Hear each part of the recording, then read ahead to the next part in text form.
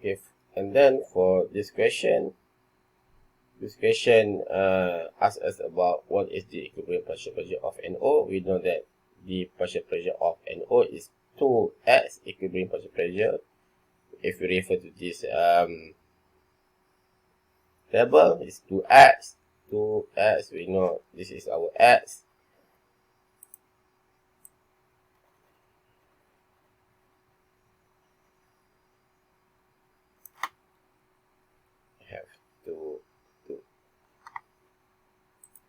We have here 2x. Our s is 4.1 to 10 to the power negative 12, so that's why we have 8.24 times 10 to the power negative 12 bar. So some, I think you also can write it as 8.24. P is my pico. P is factor of 10 to the power negative 12 bar. So next we move to the next question. Next question asks us about getting the Haber. Haber process is an artificial nitrogen fixation process, and the Haber process is a main industrial procedure to produce ammonia today. For ammonia, we use it and we use it as a fertilizer, and this fertilizer will help or we aid the agriculture industry to grow our food, especially, and then consider the synthesis of ammonia NH3 at 298 K. Calculate and gives energy of the reaction at 298 K for a reaction mixture that consists of 1.0 atm of N2, 3.0 atm of H2, and also 0.50 atm of NH3, given the delta G for NH3 gas is negative to 3.3 kmol. So as we know that delta gives energy, delta G of the reaction, we can set that delta G of R, delta G of delta G naught plus RT ln Q.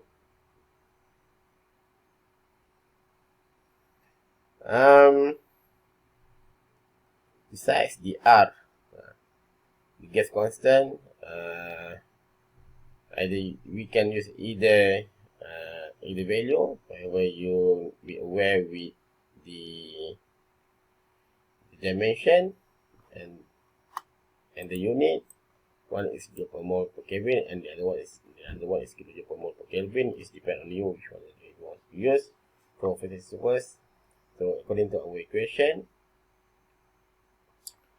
and then what we need to do next is we need to write the equation and balance it, because this Q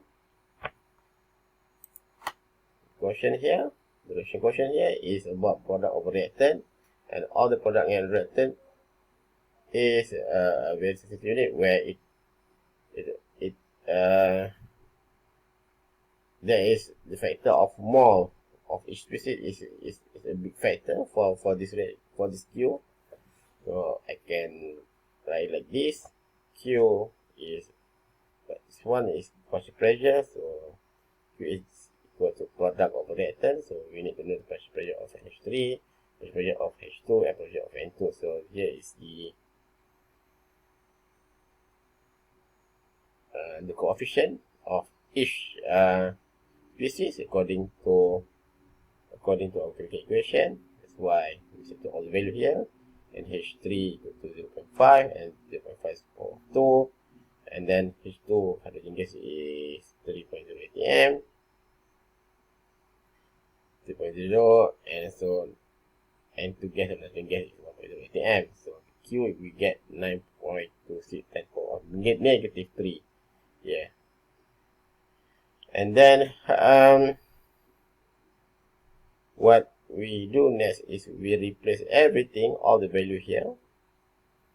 We set to all the value here to our equation. So we have that Rg naught is negative to 3.3 kJ per mole here, plus, so here we became careful because we use kJ per mole. So here I would like to use this,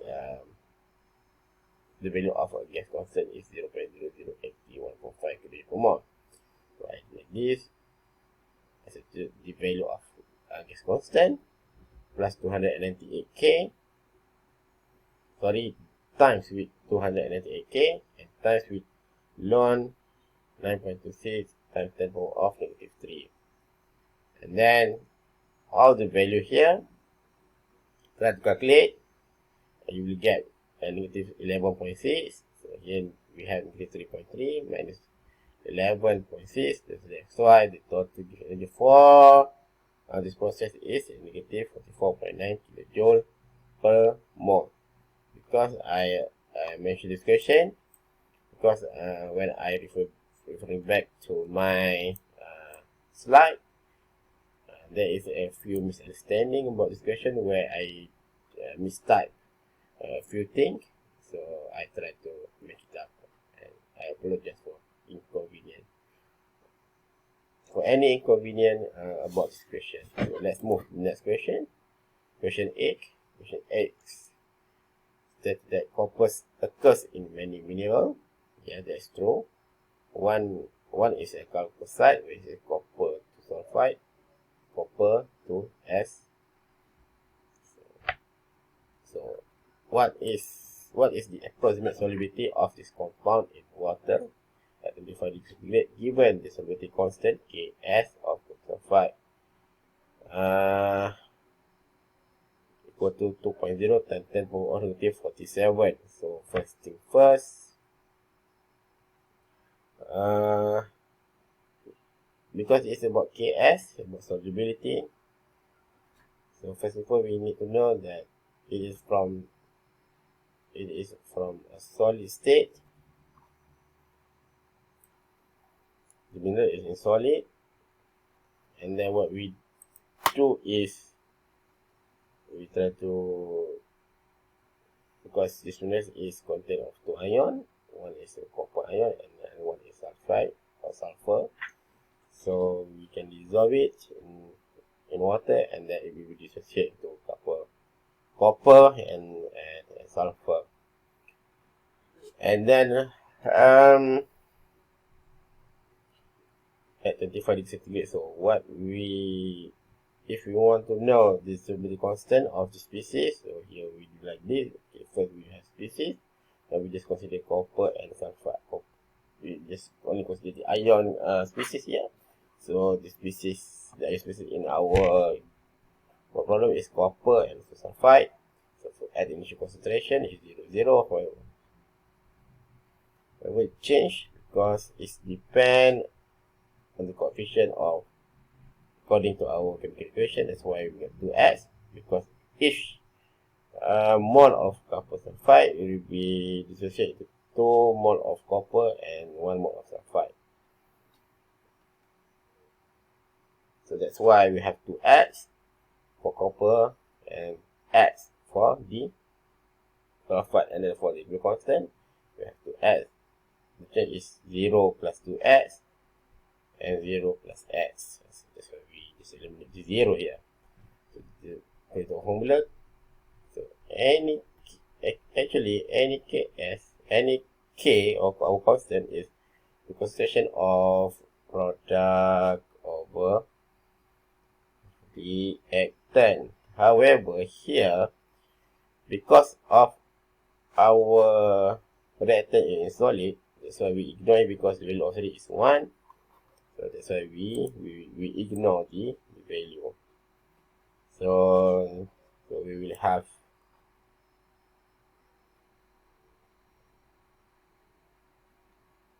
that's why we have Ks copper 2, question of copper, so we have 2.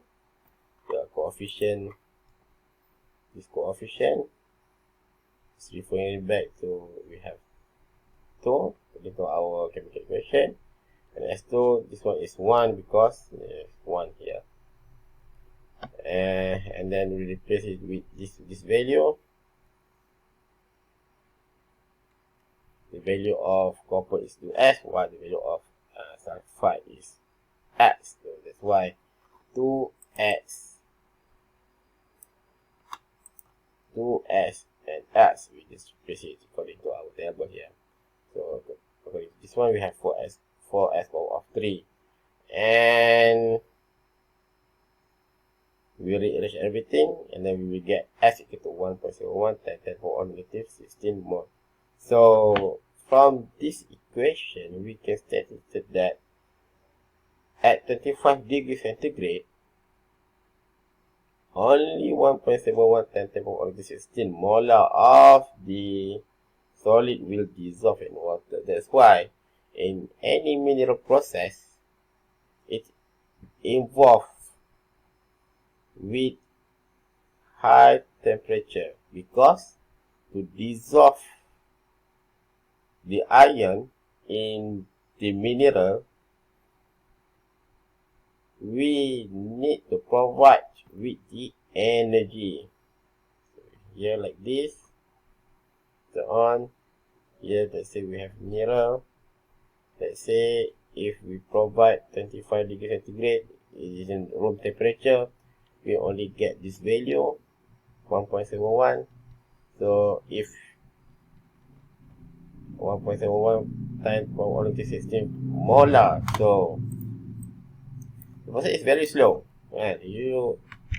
So in order for you to, for example in our case, to dissociate or to break the mineral into ion, for us to make a further reaction, that's why we need to give heat here, give energy. That's why when you go to the process, sometimes the process of mineral, it will involve with 1,000, I think 100,000, sometimes it will be 100, 1,000 or more than that, just to make sure we are able to dissolve, or we are able to break the mineral into its respective ion. So here is so we already proved it how we already, according to our equation, we can state that at a low temperature, for any mineral, the solubility is very, very low. So that's why in order, if you are later on, if you are working in mineral industry, there is the process where we provide a lot of heat, higher energy, just to break the mineral into their respective ion. So we already proved it into this from our question 8. So I hope that you know how to use this concept into the real problem.